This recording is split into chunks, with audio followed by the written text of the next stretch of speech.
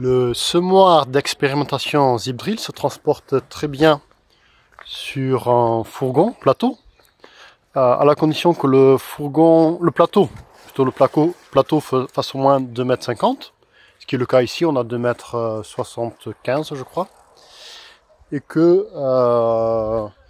qu'on ait au moins à peu près un bon 1,50 m entre l'essieu arrière et la planche avant. Donc au moins 1,50 m entre la planche avant et l'essieu arrière, histoire d'avoir le centre de gravité devant l'essieu, c'est toujours mieux sur la route. Voilà.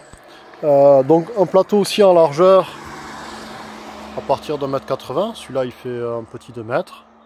Donc ça se monte bien. Et vous voyez, on a ici et là les tubes pour mettre les fourches devant. Donc on charge et on décharge ça avec un chargeur frontal ou un télescopique ou un chariot élévateur. Voilà. Voilà. Le semoir, comme vous le savez déjà, fait 810 kg avec complet. Et donc, il faut avoir un véhicule qui ait au moins 800 kg de capacité. Bon, ça va vite, hein, on a vite 800 kg de capacité, c'est pas souvent, ça va très bien. Et une dernière chose, juste côté pratique.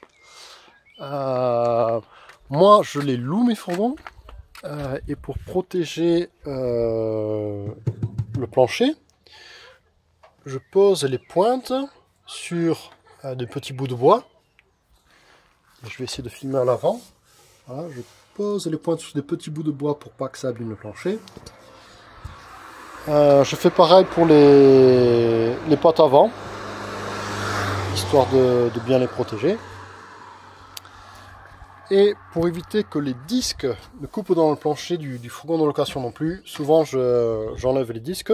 Comme vous le savez, c'est juste un axe avec une goupille, donc ça va très vite.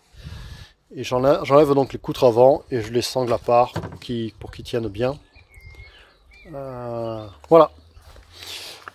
Voilà, c'est tout pour le fourgon de location et le semoir qui se charge dessus.